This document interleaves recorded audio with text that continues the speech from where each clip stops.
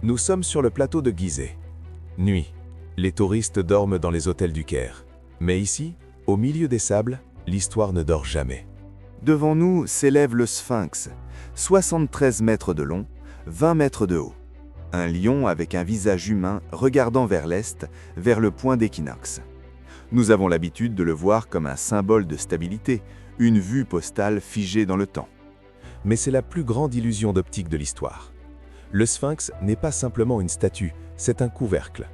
Un couvercle lourd en calcaire fermant l'entrée d'un monde que nous avons oublié. En 1991, la vision habituelle du monde a craqué. Un groupe de géophysiciens américains, armés non de pelles mais de sismographes, a fait ce que les égyptologues craignaient. Ils ont éclairé la Terre sous les pattes du lion, et les appareils ont montré qu'il n'y avait pas de pierre solide.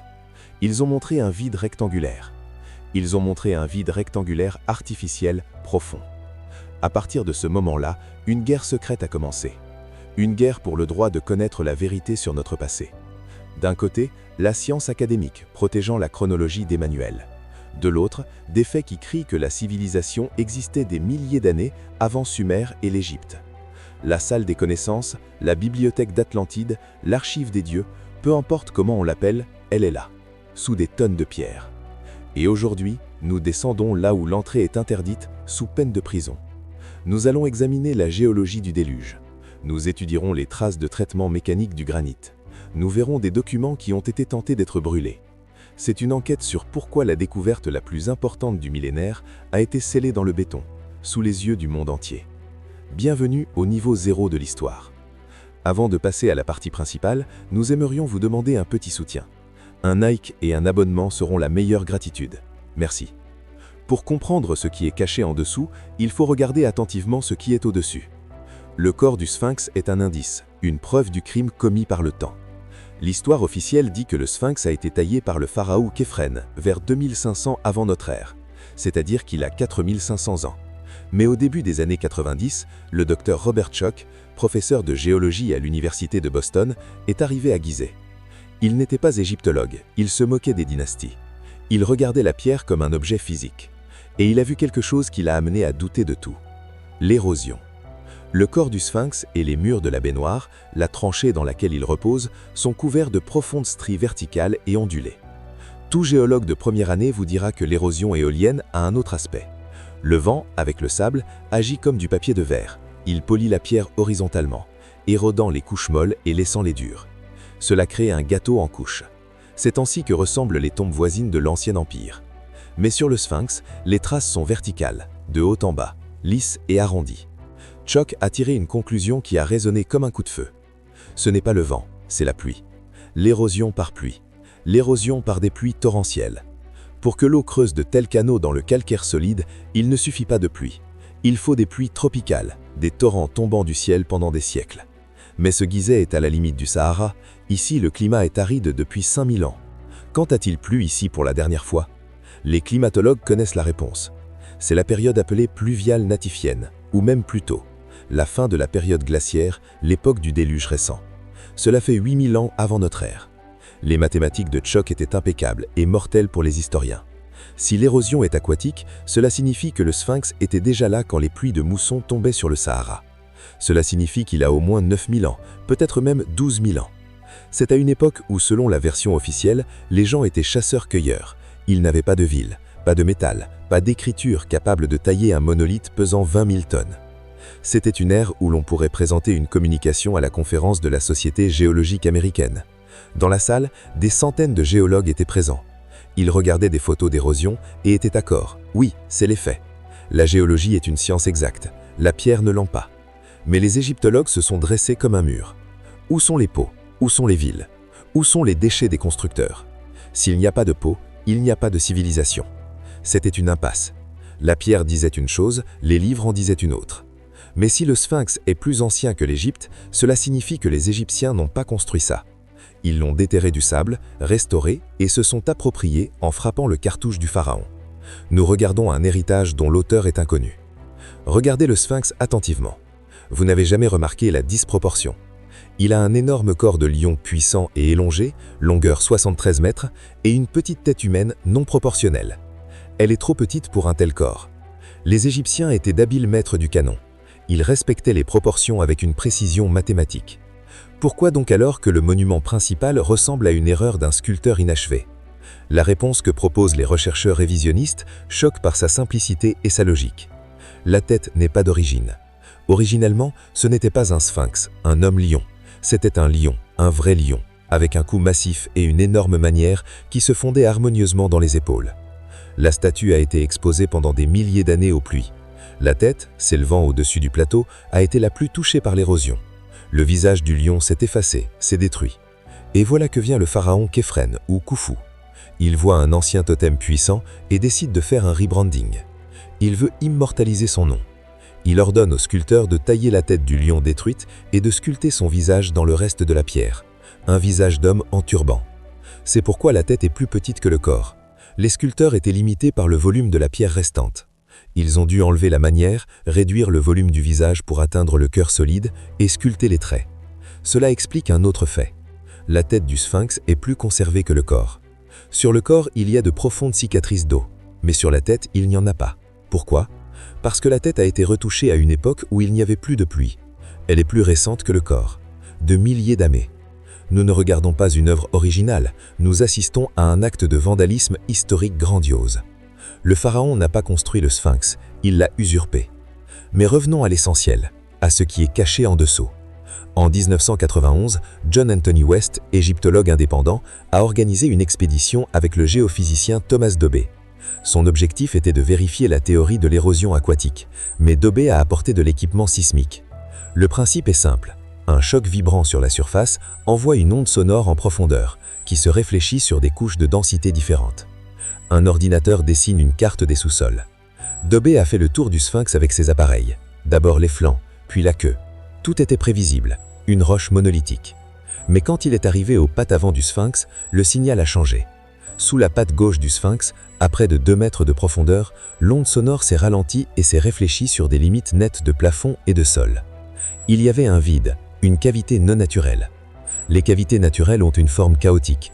Ici, l'ordinateur a dessiné un rectangle, une chambre, parfaitement rectangulaire. Les dimensions sont d'environ 9 par 12 mètres, la hauteur du plafond est d'environ 3 mètres. Dobé a vérifié les données 3 fois. L'erreur est exclue. C'est une construction artificielle, une salle, un espace. Le monde s'est figé. Edgar Cayce, le prophète endormi, disait déjà dans les années 30 qu'il y a Transégypte sous les pattes du sphinx, une salle des chroniques. L'histoire d'Atlantide est cachée ici. L'entrée sera découverte à la fin du XXe siècle. Les scientifiques, cyniques, se moquent de la mystique. Mais la coïncidence des coordonnées était troublante. Le géoradar a montré la chambre exactement là où Cayce l'indiquait. De plus, le sismogramme a montré que 7 chambres débouchaient en ramifications. Des tunnels. Un lui mène vers la pyramide de Khéphren, l'autre s'enfonce plus profondément sous le ventre du sphinx. Ce n'est pas simplement un trou, c'est un nœud de communication. Comment le monde scientifique a réagi? Avec enthousiasme pour de nouvelles fouilles? Non. La réaction fut semblable à une opération militaire. Dès que le rapport de Dobé fut soumis au Conseil supérieur des antiquités égyptiennes, l'expédition de Tchok et West fut immédiatement annulée. Leurs licences furent révoquées. Ils ont été accusés de violation des protocoles de détérioration du monument, de tout ce que vous voulez. Ils ont été expulsés du pays. Le chef des antiquités à l'époque, le docteur Zahi Hawass, contrôlait toute l'archéologie en Égypte d'une main de fer. Hawass a déclaré publiquement qu'il n'y avait rien, que c'était une erreur du radar, que ce sont des fissures naturelles. Mais ses actions disaient le contraire. Peu après l'expulsion des Américains, une clôture a été érigée autour du sphinx. Une restauration a commencé dans la nuit. Lorsque le plateau est fermé aux touristes, les habitants entendent le bruit des foreuses, la lumière des projecteurs. La version officielle, nous forons des puits pour vérifier le niveau des eaux souterraines. L'humidité menace le sphinx, c'est vrai, les eaux souterraines sont un problème. Mais pourquoi avoir foré précisément à l'endroit où le radar montrait la chambre? Il y a des témoignages de travailleurs affirmant que le forêt est tombé dans le vide, qu'ils ont sorti des objets, vu des caisses chargées dans des camions militaires. Est-ce vrai ou des rumeurs? Nous ne le savons pas, mais un fait est certain. Après ces travaux, la zone devant les pattes du sphinx a été recouverte d'une nouvelle couche de pavés et de béton. L'accès est fermé à jamais. Les touristes regardent désormais le sphinx depuis une plateforme à distance. Qu'ont-ils scellé? Un vide ou une entrée? S'il n'y a rien, pourquoi tant de secrets? Pourquoi expulser des scientifiques de renommée mondiale? Le comportement des autorités ressemble à celui de personnes qui ont trouvé quelque chose qui ne s'intègre pas dans leur vision du monde et ont décidé de le cacher ou de l'étudier elles-mêmes, sans témoin. Les sceptiques disent qu'il n'y a que du calcaire sous le plateau de Gizeh, qu'il ne peut pas y avoir de système complexe de salles. C'est un mensonge, et la preuve en est la mine d'Osiris. Cette découverte a été faite officiellement par le même Hawass en 1990X, juste à côté du Sphinx, près de la pyramide de Képhren. À un endroit discret, il y a une entrée dans le sol. Pendant longtemps, on l'a considérée comme une décharge, mais quand ils ont commencé à creuser, il s'est avéré que c'était une mine verticale parfaitement taillée dans la roche. Le premier niveau, vide. Le deuxième niveau, une chambre avec des niches pour sarcophages, période tardive. Mais dans un coin du deuxième niveau, un autre passage menait en bas, au troisième niveau, à une profondeur de 30 mètres sous terre, un immeuble de 10 étages. En bas, dans l'obscurité et le silence absolu, les chercheurs ont été choqués. Il y avait de l'eau, une eau souterraine cristalline. Et au milieu de cette lagune souterraine, comme sur une île, se tenait un sarcophage en basalte noir, immense, vide. Le couvercle était déplacé et autour, les restes de 4 colonnes. Cet endroit a été appelé la tombe symbolique d'Osiris, le dieu de la Renaissance dormant dans les eaux primordiales de Nun. Mais les géologues ont vu autre chose. Dans le coin nord-ouest de cette chambre inondée, un tunnel étroit s'enfonce. Il mène vers la grande pyramide. Il est obstrué par de la boue et de la vase. Mais il existe. Cette mine prouve que les anciens bâtisseurs possédaient la technologie de forage profond et la création de complexes souterrains à plusieurs niveaux. Ils pouvaient travailler à 30 mètres sous terre. Ils pouvaient contrôler l'eau. S'il a pu construire la mine d'Osiris, alors la chambre sous le Sphinx n'est pas de la science-fiction. C'est une partie standard de leur architecture. Le plateau de Gizeh est comme un fromage suisse. Il est tout creusé de tunnels, de cavités karstiques et de salles artificielles. Le Sphinx n'est pas un monument isolé, c'est une superstructure au-dessus d'une ville souterraine. En 2017, un événement a changé la donne. Le projet Scan Pyramide. Des scientifiques du Japon, de France et d'Égypte ont utilisé la tomographie par muons. Les muons sont des particules cosmiques qui traversent la pierre. La matière dense les ralentit. En plaçant des senseurs, on peut obtenir un rayon X des pyramides. Ils ont illuminé la grande pyramide de Khéops et trouvé le grand vide, une gigantesque cavité d'au moins 30 mètres de long, suspendue au-dessus d'une grande galerie. Personne ne le savait depuis 4500 ans. Il n'y a ni entrée ni sortie. Elle est scellée hermétiquement. Cette découverte a prouvé que nous ne savons même pas un dixième de ce qui est caché à Gizeh.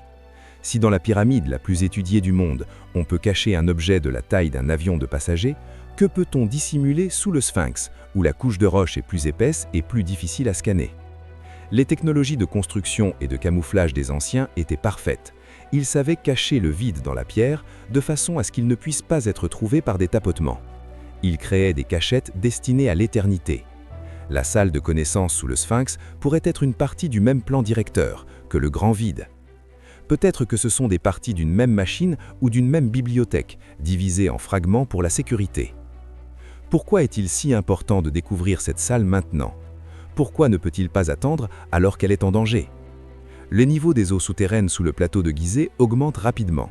La population du Caire, la banlieue de l'atterrissage El Saman, s'approche du Sphinx. Les égouts, les fuites d'eau, l'irrigation des terrains de golf, tout cela sature le plateau calcaire d'eau. L'eau dissout les sels dans la pierre, le sel se cristallise et déchire la pierre de l'intérieur. Le Sphinx transpire littéralement du sel. Il se détruit, des morceaux de ses pattes et de son corps se détachent. S'il y a une chambre en dessous et que l'eau commence à y pénétrer, son contenu périra. Les papyrus, la peau, le bois, les tissus, tout cela se transformera en poussière en quelques années. S'il y a des plaques métalliques, elles s'oxyderont. Nous sommes dans une course contre la montre. L'urbanisation et l'écologie détruisent les archives qui peuvent avoir reposé là depuis 10 000 ans dans un climat sec. Les scientifiques implorent les autorités égyptiennes de permettre le forage et l'évacuation de l'eau, de permettre une archéologie de sauvetage. Mais la réponse est toujours la même. Non, c'est dangereux pour la statue. Cela suscite des suspicions. Peut-être que la chambre est déjà inondée. Peut-être que c'est pour cela qu'ils ont foré dans les années 90 pour pomper l'eau et sauver ce qui restait, ou au contraire pour inonder et détruire. Imaginez un instant que dans la salle de connaissances, on trouve réellement des documents d'une civilisation qui a existé il y a 12 000 ans avant le déluge. Une civilisation qui a construit le Sphinx et les pyramides. Beaucoup pensent que Képhren n'a fait que revendiquer la pyramide sans la construire. Que cela changera à notre histoire? Cela détruira tout. Les dogmes religieux, le monde créé il y a 6 000 ans s'effondreront. La science académique qui construit un modèle linéaire de progrès, du bâton à l'iPhone, sera humiliée. Nous comprendrons que nous ne sommes pas les premiers, que nous sommes une civilisation amnésique vivant sur les ruines de gigants dont nous ne nous rappelons pas. Nous comprendrons que l'histoire est cyclique, qu'il y a eu un essor, puis une chute, une catastrophe, un déluge. C'est dangereux. C'est politiquement et socialement instable. L'Égypte a construit son identité nationale sur l'héritage des pharaons. Nous sommes les descendants des bâtisseurs de pyramides. Reconnaître que le Sphinx n'a pas été construit par des Égyptiens, mais par quelqu'un d'autre, Atlante, extraterrestre, une pré-civilisation, signifie perdre le monopole de l'histoire. C'est une question de prestige. Le contrôle du passé donne le contrôle de l'avenir. C'est pourquoi la salle de connaissances est une zone interdite. C'est une hérésie archéologique. Mieux vaut qu'elle reste un mythe que de devenir un fait gênant.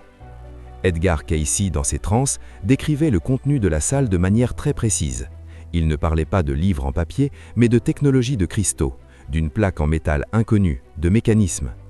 Il affirmait que l'histoire de l'Atlantide était inscrite, l'histoire de la construction des pyramides par l'évocation sonore et un avertissement pour les générations futures sur les catastrophes à venir. De la fiction peut-être, mais regardons les faits. En Égypte, nous trouvons des traces de technologie difficiles à expliquer par le cuivre et la pierre. Un forage parfait en granit avec une spirale dont le pas suppose un outil d'environ 2 mm par tour. C'est un forage diamant sous une pression de 2 tonnes. Des vases en diorite avec une précision d'exécution jusqu'à des millièmes de pouce, un ajustement parfait. Une maçonnerie polygonale où des pierres de forme complexe sont ajustées sans mortier de sorte qu'une lame ne puisse passer. D'où vient cette connaissance? Où sont les outils? Les outils ont disparu. Si la salle de connaissances existe, elle pourrait avoir des dessins, des schémas, des maps du ciel telles qu'elles étaient avant la précession, au 5e siècle avant notre ère, quand le Sphinx regardait les constellations du Lion. Ce n'est pas juste un musée, c'est une sauvegarde de la civilisation, une réserve de données cachées avant une catastrophe mondiale. Peut-être que ce sont des parties d'une même machine ou d'une même bibliothèque, divisées en fragments pour la sécurité. Pourquoi est-il si important de découvrir cette salle maintenant? Pourquoi cela ne peut-il pas attendre alors qu'elle est en danger? Le niveau des eaux souterraines sous le plateau de Gizeh augmente rapidement. La population du Caire, la banlieue d'El Saman, s'approche du Sphinx. Les égouts, les fuites, l'irrigation, tout cela sature le plateau calcaire d'eau. Le haut dissout les sels dans la pierre. Le sel cristallise, déchirant la roche de l'intérieur. Le Sphinx transpire littéralement du sel. Il se détruit. Des morceaux de ses pattes et de son corps se détachent. S'il y a une chambre en dessous et que l'eau y pénètre, son contenu périra. Les papyrus, la peau, le bois, les tissus, tout cela se décomposera en quelques années. S'il y a des plaques métalliques, elles s'oxyderont. Nous sommes en course contre la montre. L'urbanisation et la dégradation écologique détruisent des archives qui peuvent avoir reposé là depuis 10 000 ans dans un climat sec. Les scientifiques implorent les autorités égyptiennes de permettre le forage, l'évacuation de l'eau, une archéologie de sauvetage. Mais la réponse est toujours la même. Non, c'est dangereux pour la statue. Cela suscite des soupçons. Peut-être que la chambre est déjà inondée. Peut-être est-ce pour cela qu'ils ont foré dans les années 90, pour pomper l'eau et sauver ce qui restait, ou au contraire pour inonder et détruire. Imaginez que dans la salle des connaissances, on trouve réellement des documents d'une civilisation ayant existé il y a 12 000 ans avant le déluge. Une civilisation qui aurait construit le Sphinx et les pyramides. Beaucoup pensent que Képhren n'a fait que revendiquer la pyramide, sans la construire. Que changerait cela à notre histoire? Cela détruirait tout. Les dogmes religieux, le monde créé il y a 6 000 ans s'effondrerait. La science académique, qui construit un modèle linéaire de progrès, du bâton à l'iPhone, serait humiliée. Nous réaliserions que nous ne sommes pas les premiers, que nous sommes une civilisation amnésique, vivant sur les ruines de géants dont nous n'avons pas souvenir. Nous comprendrions que l'histoire est cyclique, un essor, une chute, une catastrophe, un déluge. C'est dangereux. Politiquement, socialement, cela serait instable. L'Égypte a construit son identité nationale sur l'héritage des pharaons. Nous sommes les descendants des bâtisseurs de pyramides. Reconnaître que le Sphinx n'a pas été construit par des Égyptiens, mais par une autre civilisation, atlante, extraterrestre, une pré-civilisation, signifie perdre le monopole de l'histoire. C'est une question de prestige. Le contrôle du passé donne le contrôle de l'avenir. C'est pourquoi la salle des connaissances reste interdite. C'est une hérésie archéologique. Mieux vaut qu'elle reste un mythe que devenir un fait gênant. Edgar Cayce, dans ses transes, décrivait la salle en précision.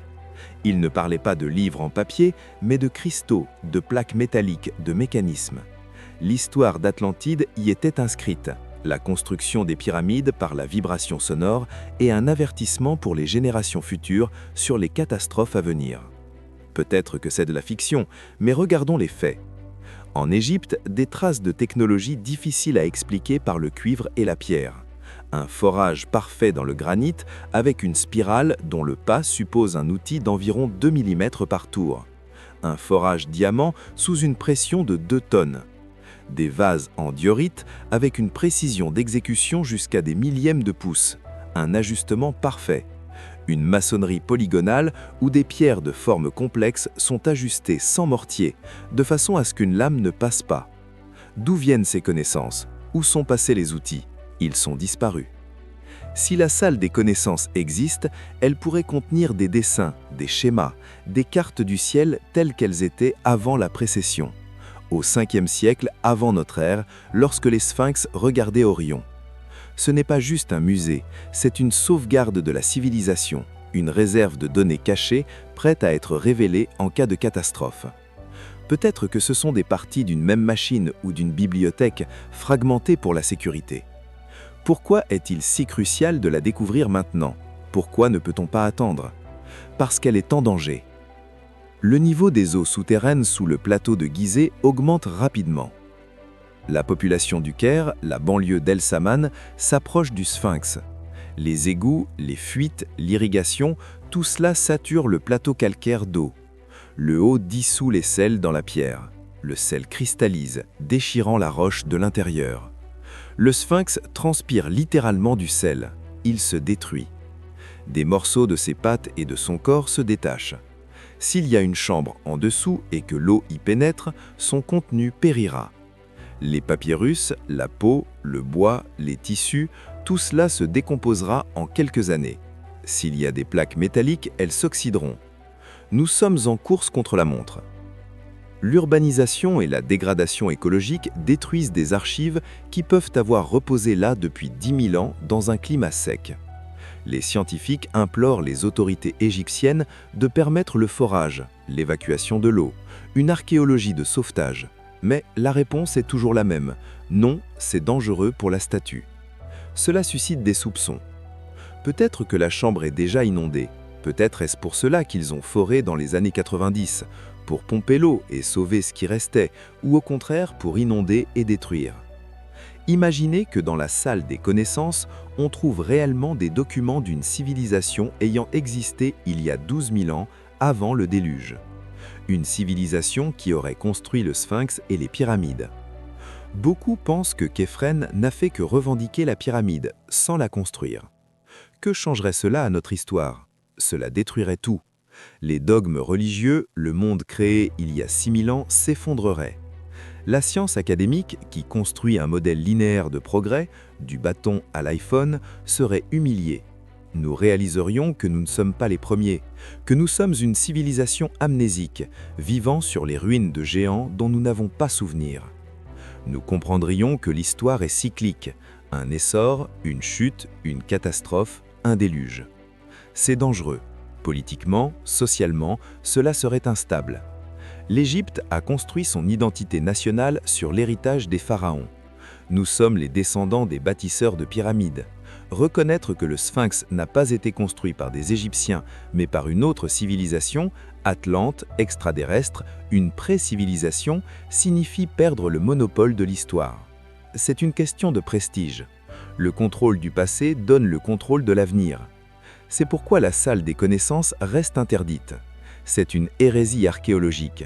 Mieux vaut qu'elle reste un mythe que devenir un fait gênant. Edgar Cayce, dans ses transes, décrivait la salle en précision. Il ne parlait pas de livres en papier, mais de cristaux, de plaques métalliques, de mécanismes. L'histoire d'Atlantide y était inscrite, la construction des pyramides par la vibration sonore et un avertissement pour les générations futures sur les catastrophes à venir. Peut-être que c'est de la fiction, mais regardons les faits. En Égypte, des traces de technologie difficiles à expliquer par le cuivre et la pierre. Un forage parfait dans le granit avec une spirale dont le pas suppose un outil d'environ 2 mm par tour. Un forage diamant sous une pression de 2 tonnes. Des vases en diorite avec une précision d'exécution jusqu'à des millièmes de pouce. Un ajustement parfait. Une maçonnerie polygonale où des pierres de forme complexe sont ajustées sans mortier, de façon à ce qu'une lame ne passe pas. D'où viennent ces connaissances? Où sont passés les outils? Ils sont disparus. Si la salle des connaissances existe, elle pourrait contenir des dessins, des schémas, des cartes du ciel telles qu'elles étaient avant la précession, au 5e siècle avant notre ère, lorsque le Sphinx regardait Orion. Ce n'est pas juste un musée, c'est une sauvegarde de la civilisation, une réserve de données cachées prête à être révélée en cas de catastrophe. Peut-être que ce sont des parties d'une même machine ou d'une bibliothèque fragmentées pour la sécurité. Pourquoi est-il si crucial de la découvrir maintenant? Pourquoi ne peut-on pas attendre? Parce qu'elle est en danger. Le niveau des eaux souterraines sous le plateau de Gizeh augmente rapidement. La population du Caire, la banlieue d'El Saman, s'approche du Sphinx. Les égouts, les fuites, l'irrigation, tout cela sature le plateau calcaire d'eau. Le haut dissout les sels dans la pierre. Le sel cristallise, déchirant la roche de l'intérieur. Le Sphinx transpire littéralement du sel. Il se détruit. Des morceaux de ses pattes et de son corps se détachent. S'il y a une chambre en dessous et que l'eau y pénètre, son contenu périra. Les papyrus, la peau, le bois, les tissus, tout cela se décomposera en quelques années. S'il y a des plaques métalliques, elles s'oxyderont. Nous sommes en course contre la montre. L'urbanisation et la dégradation écologique détruisent des archives qui peuvent avoir reposé là depuis 10 000 ans dans un climat sec. Les scientifiques implorent les autorités égyptiennes de permettre le forage, l'évacuation de l'eau, une archéologie de sauvetage. Mais la réponse est toujours la même. Non, c'est dangereux pour la statue. Cela suscite des soupçons. Peut-être que la chambre est déjà inondée. Peut-être est-ce pour cela qu'ils ont foré dans les années 90, pour pomper l'eau et sauver ce qui restait, ou au contraire pour inonder et détruire. Imaginez que dans la salle des connaissances, on trouve réellement des documents d'une civilisation ayant existé il y a 12 000 ans avant le déluge. Une civilisation qui aurait construit le Sphinx et les pyramides. Beaucoup pensent que Khéphren n'a fait que revendiquer la pyramide, sans la construire. Que changerait cela à notre histoire? Cela détruirait tout. Les dogmes religieux, le monde créé il y a 6 000 ans s'effondrerait. La science académique, qui construit un modèle linéaire de progrès, du bâton à l'iPhone, serait humiliée. Nous réaliserions que nous ne sommes pas les premiers, que nous sommes une civilisation amnésique. Peut-être que la chambre est déjà inondée. Peut-être que c'est pour cela qu'ils ont foré dans les années 90, pour pomper ou pour détruire. Imaginez que la salle des connaissances contient des documents d'une civilisation de 12 000 ans, ayant construit le Sphinx et les pyramides. Que changerait cela à notre histoire? Tout. Les dogmes, la vision d'un monde créé il y a 6 000 ans, s'effondrerait. La science, qui voit une progression linéaire, serait humiliée. Nous découvririons que nous ne sommes pas les premiers, que nous vivons sur les ruines de géants oubliés. L'histoire est cyclique, un cycle d'ascension, de chute, de catastrophe, de déluge. C'est dangereux. Politiquement, socialement, cela serait instable. L'Égypte a bâti son identité sur ses pharaons. Nous sommes les héritiers des bâtisseurs de pyramides. Reconnaître que le Sphinx n'a pas été construit par les Égyptiens, mais par d'autres, Atlante, extraterrestre, une pré-civilisation, c'est perdre le monopole de l'histoire. Le contrôle du passé donne celui de l'avenir. La salle des connaissances est une zone interdite, une hérésie archéologique. Mieux vaut qu'elle reste un mythe que devenir une vérité gênante. Edgar Cayce, dans ses transes, parlait d'une salle, d'une technologie inscrite dans des cristaux, de mécanismes, de la mémoire de l'Atlantide et d'avertissements pour l'avenir. Il ne s'agissait peut-être que de fiction, mais les faits sont là. Traces de technologie avancée dans la pierre, forage impossible à expliquer, ajustement parfait. La salle des connaissances pourrait contenir la clé de notre véritable histoire, si elle n'est pas déjà scellée à jamais.